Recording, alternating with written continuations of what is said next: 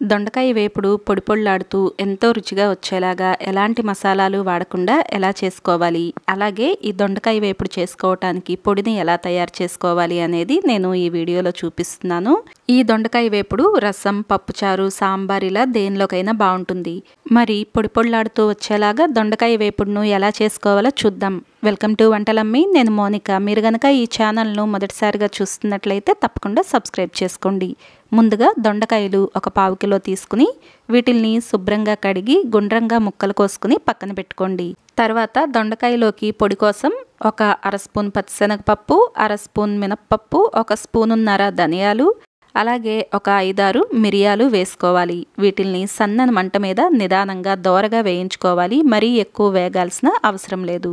ఇవి వేగి స్టవ్ను ఆపేసే ముందు దీనిలోకి 2 లేదా 3 స్పూన్ల వరకు ఎండు కొబ్బరి పొడిని వేసుకుని ఈ మొత్తాన్ని కలిసేలాగా ఒకసారి కలుపుకోండి.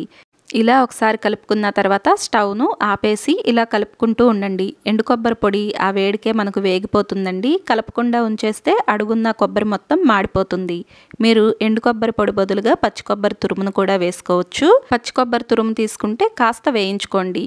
ఇలా వేయించుకున్న ఈ మొత్తాన్ని కూడా ఒక గిన్నెలోకి తీసుకుని పక్కన పెట్టుకోండి. తర్వాత ఇదే ప్యాన్లోకి 1.5 స్పూన్లు నూనె వేసి దీనిలోకి తాలింపు వేసుకుందాము. దానికోసం కొద్దిగా ఆవాలు, జీలకర్ర, అలాగే 2 వెల్లుల్లి సన్నటి తరుగును వేసుకోండి. ఇవి కాస్త వేగిన తర్వాత ఒక ఉల్లిపాయ సన్నటి తరుగును వేసుకుని ఈ ఉల్లిపాయ మనకు పచ్చివాసన పోయేంత వరకు వేయించుకుంటే సరిపోతుంది. ఇది కాస్త వేగిన తర్వాత దీనిలోకి ఒక 2 రెమ్మల కరివేపాకును వేసుకుని కాసేపు ఇలాగే వేగనివ్వండి. ఉల్లిపాయ మనకు వేగిన తర్వాత ముందుగానే ఇలా ముక్కలు చేసి పెట్టుకున్నాం కదా దొండకాయను, ఇలా గుండ్రంగా కోసుకున్న దొండకాయ ముక్కలను తాలింపులోకి వేసుకుందాము. ఈ దొండకాయను నేను ఇక్కడ గుండ్రంగా కోసి తీసుకున్నాను. మీరు కావాలంటే ఇంకా చిన్న ముక్కలుగా కూడా చేసుకుని వేసుకోవచ్చు. ఇలా దొండకాయ ముక్కలను తాలింపులోకి వేసుకుని ఈ మొత్తాన్ని ఒకసారి ఇలా కలిసేలాగా కలుపుకోండి. ఇలా దొండకాయలను వేయించుకుంటూ మరో పక్క మనం ముందుగానే వేయించి పెట్టుకున్నాం కదా పొడి కోసం, ఇవి చల్లారిన తర్వాత వీటిల్ని మిక్సీ జార్లోకి వేసుకోండి.